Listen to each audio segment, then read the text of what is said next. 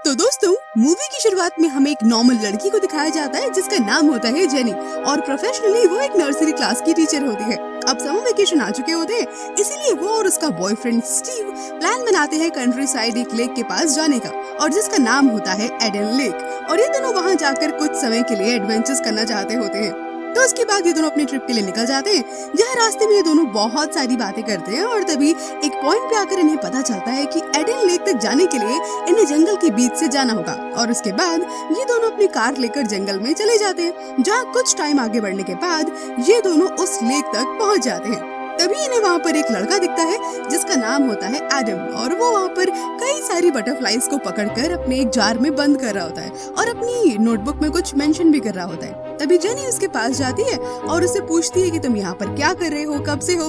लेकिन जेनी के बार बार पूछने के बाद भी वो उसे कोई जवाब नहीं देता है। इसके बाद जेनी और स्टीव वहाँ से चले जाते हैं और जाकर के लेक के साइड पे एंजॉय करने लगते हैं। इसके बाद वो लोग देखते हैं कि कुछ लड़के आकर तभी एडम को परेशान करने लगते हैं, जिसकी वजह से एडम वहाँ से चला जाता है। फिर कुछ समय के बाद जेनी को कहीं न कहीं नींद लग जाती है और वो थोड़ी देर के लिए सो जाती है। लेकिन तभी उसके पास एक कुत्ता आकर के भौंकने लगता है, जिसकी वजह से जेनी बहुत तेज डर जाती है और तुरंत उठकर बैठ जाती है। और तभी हमें पता चलता है कि ये कुत्ता उन्हीं लड़कों का है जो कि एडम को परेशान कर रहे होते हैं। और तभी वो अपने कुत्ते को वहाँ से लेकर चले जाते हैं। इसके बाद स्टीव लेक में स्विमिंग करने जाता है, लेकिन वो जो लड़के होते हैं वो दूर बैठकर बस जेनी पर कमेंट पास कर रहे होते हैं। और ये देखकर तभी स्टीव को बहुत ज्यादा गुस्सा आ जाता है और वो लेक से बाहर निकलकर उनके पास आता है और उन्हें समझाने की कोशिश करने लगता है।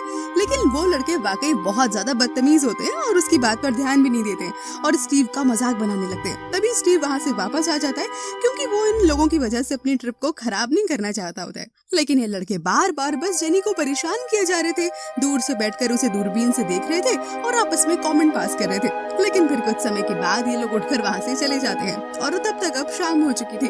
और इसके बाद जेनी और स्टीव आज रात वहीं बिताने का सोचते हैं। और फिर स्टीव वहाँ पर टेंट लगाने लगता है और जेनी लकड़ियाँ ढूंढने लगती है। और तभी जब जेनी लकड़ियाँ ढूंढते हुए थोड़ा दूर आती है तो उसे जंगल में से किसी के चिल्लाने की आवाज आती है। जेनी वापस से तभी तुरंत भागकर स्टीव के पास चली आती है। उसके बाद ये दोनों रात को एक साथ बैठे होते हैं, लेकिन जेनी को उस वक्त भी ऐसा लगता है जैसे उसे कोई देख रहा होता है। और वो तभी अपने आसपास देखती है, लेकिन वहाँ पर एक्चुअली में कोई नहीं होता है। और इसके बाद ये दोनों अपने टेंट में जाते हैं और वहाँ पर ये दोनों एक दूसरे को किस करते हैं और इसके बाद इंटीमेट हो जाते हैं। अब अगली सुबह जब जेनी खाने के बॉक्स को खोलती है तो वो देखती है कि खाने को पूरी तरह से कीड़ों ने खा लिया होता है। और इसके बाद ये लोग डिसाइड करते हैं कि ये लोग शहर जाकर खाना लेकर आएंगे। और इसके बाद स्टीव जैसे ही अपनी गाड़ी को आगे बढ़ाने ही वाला होता है तो देखता है कि गाड़ी के टायर के नीचे एक बियर की बॉटल होती है, जिसकी वजह से गाड़ी का टायर पंक्चर हो चुका होता है। और ये देखकर स्टीव समझ जाता है कि हो ना हो ये काम उन्हीं लड़कों का है। और उसके बाद वो टायर को चेंज करता है और उसके बाद ये लोग शहर पहुंचते हैं। और शहर पहुंचकर भी इन्हें वहाँ पर वही लड़के दिखाई देते हैं। लेकिन तभी जब स्टीव इनका पीछा करता है तो ये वहाँ से तुरंत भाग जाते हैं। इसके बाद स्टीव और जेनी एक रेस्टोरेंट में जाते हैं और वहाँ के एक स्टाफ मेंबर से पूछताछ करने लगते हैं उन लड़कों के बारे में जो कि अक्सर साइकिल से चलते होते हैं और बहुत ही ज्यादा शरारती होते हैं। लेकिन वो जो स्टाफ मेंबर होती है वो उल्टा स्टीव पर ही भड़क जाती है और उसे बहुत ज्यादा उल्टा सीधा बोलने लगती है। जिसके बाद ये लोग तुरंत वहाँ से बाहर निकलते हैं और लेक की तरफ आने लगते हैं। लेकिन तभी रास्ते में वापस से स्टीव को एक घर के बाहर वही लड़के खड़े दिखाई देते हैं। और स्टीव वापस से जब उन्हें समझाने जाता है तो वहाँ पर तभी उसी मकान का मालिक आ जाता है और वो लड़के तुरंत वहाँ से भाग जाते हैं। और किसी तरह से स्टीव भी अपनी जान को बचाकर तुरंत वहाँ से भागता है। बाहर आते ही तुरंत वो जेरी के साथ वहाँ से निकलता है और लेक के पास आ जाता है। और अब ये दोनों साथ में स्कूबा डाइविंग के लिए निकल जाते हैं। जिसके बाद जेरी वापस आ जाती है और तभी उसकी आंख वापस से लग जाती है। और जब स्टीव वहाँ आता है तो जिस बैग में उसका मोबाइल, घड़ी की चाबी और वॉलेट सब कुछ वहाँ रखा था, अब वो वहाँ से पूरी तरह से गायब हो चुके होते हैं। और अब ये दोनों बहुत ही ज्यादा परेशान हो जाते हैं और उसे हर जगह ढूंढने लगते हैं। जिसके बाद जब ये दोनों अपनी कार के पास आते हैं तो कार भी अब वहाँ से गायब होती है। और इसके बाद अब इन लोगों को कुछ भी समझ नहीं आ रहा होता है और ये लोग पैदल ही आगे बढ़ने लगते हैं। और तभी अचानक से इनकी जो कार होती है वो सामने से फुल स्पीड में आती है और ये दोनों तभी किसी तरह से साइड में होकर अपनी जान बचाते हैं। और तभी ये देखते हैं कि उनकी कार में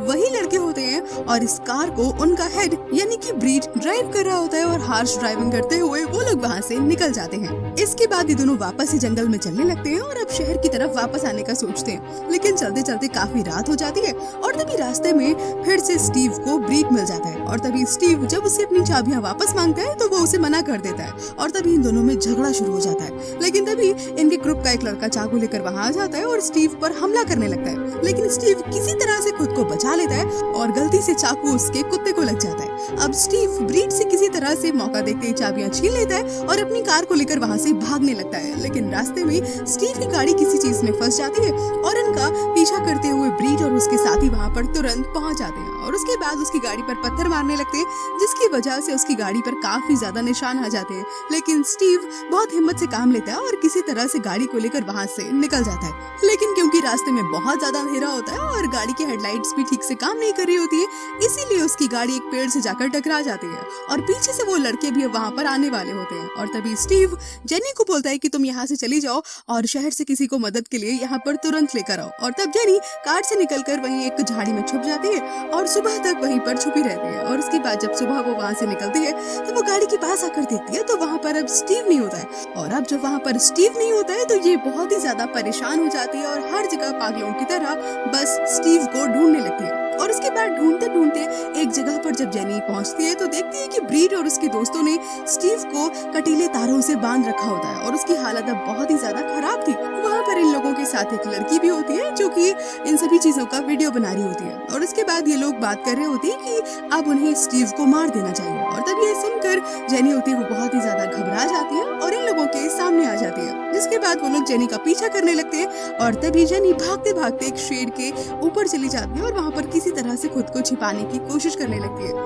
वहीं दूसरी ओर स्टीव भी किसी तरह से खुद को आजाद कर लेता है और वहाँ से भाग जाता है। और तभी जब ब्रीड का एक दोस्त स्टीव को वहाँ पर नहीं देखता है तो वो तुरंत ब्रीड को कॉल करता है और ये सब बताता है, जिसके बाद ब्रीड और उसके दोस्त वहाँ से इन लोगों को ढूंढने के लिए निकल जाते हैं। और तभी जेनी भी वहाँ से बचकर भागने लगती है और तभी उसे रास्ते में स्टीव मिल जाता है और वो स्टीव को लेकर उसी शेड में छुप जाती है। लेकिन ब्रीड और उसके दोस्त भी पीछा करते हुए उसी शेड में आ जाते हैं, लेकिन जब वो वहाँ पर आते हैं तो उन्हें वहाँ पर कोई नहीं मिलता है क्योंकि जेनी स्टीव को लेकर उस शेड के नीचे पानी में चली गई होती है। और तब ब्रीड और उसके दोस्त वहाँ से तभी निकल जाते हैं। इसके बाद जेनी घायल स्टीव को किसी तरह से उन पत्तों में छिपा देती है क्योंकि उसे इस हालत में शहर ले जाना मुमकिन नहीं था और वो वहाँ से शहर के लिए निकल जाती है।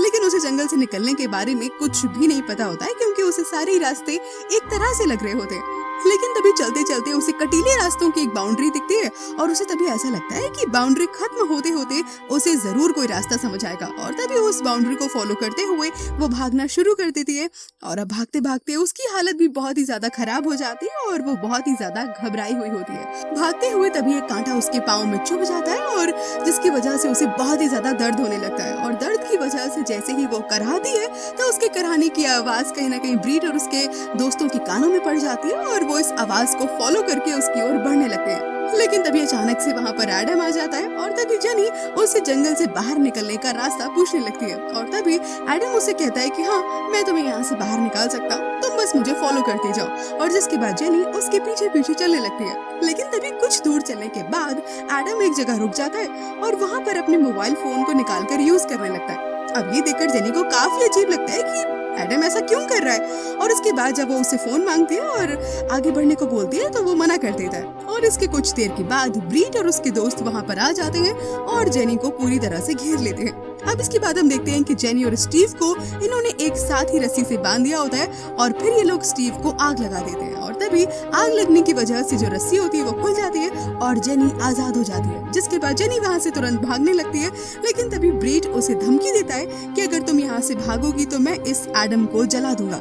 और ये सुनकर बेचारी जो जेनी होती है वो रुक जाती है, लेकिन तभी ब्रीड इतना बदतमीज होता है कि वो एडम को जला ही देता है। इसके बाद जेनी वापस से भागने की कोशिश करती है और इस बार कामयाब भी हो जाती है। और भागते भागते वो एक ऐसी जगह पर पहुंचती है जहां पर जंगल का मैप लगा हुआ था और जेनी उस मैप को अपने पास रख लेती है। लेकिन तभी उसे ऐसा लगता है कि उसके पास कोई है और जल्दी से तभी वो वहाँ पर एक डस्टबिन रखा होता है उसमें छिप जाती है। और तभी वहाँ पर ब्रीड और उसके साथ ही आते हैं, लेकिन जब वहाँ पर वो जेनी को नहीं देखते हैं तो वहाँ से चले जाते हैं। इसके बाद जेनी उस डस्टबिन से बाहर निकलती है और वहाँ पर रखे कांच के टुकड़े को अपने हाथ पे ले लेती है।